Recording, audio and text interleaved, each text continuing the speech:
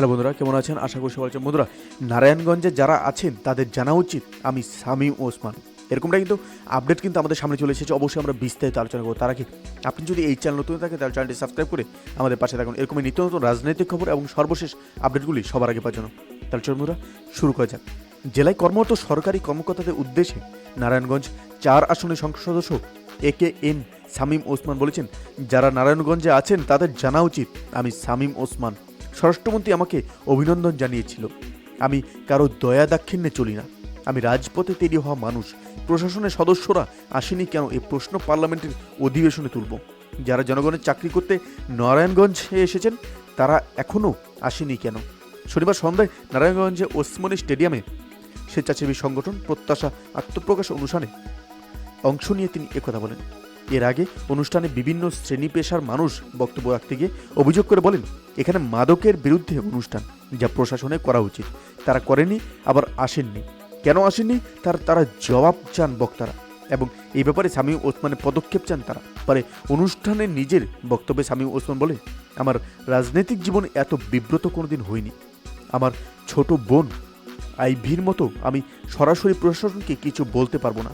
উনি বলে ফেলেন, কিছুদিন আগে বলেছেন প্রশাসন ওখান থেকে টাকা কামায়। তিনি বলেন, আমি তাদের দাওয়াত দিয়েছি। সরকারটা আওয়ামী লীগের, প্রশাসন আসেনি। আমি কি বলে তাদের মনের জোর বাড়াবো? আমার ছোট বোন আইবি হয়তো ব্যস্ত।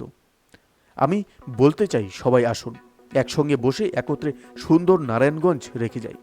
নারায়ণগঞ্জের স্বার্থে সবাইকে নিয়ে একসঙ্গে বসার অঙ্গীকার করে শামীম ওসমান বলেন, আমাদের অনেকের সুযোগ বাইরের লোক সুবিধা নিচ্ছে, আর নারায়ণগঞ্জকে ব্যবহার করে নিজের ফায়দা লুটে শহরকে বসবাসের অযোগ্যতে পরিণত করেছে। তিনি বলেন, আমি মাথা নত করার মানুষ না।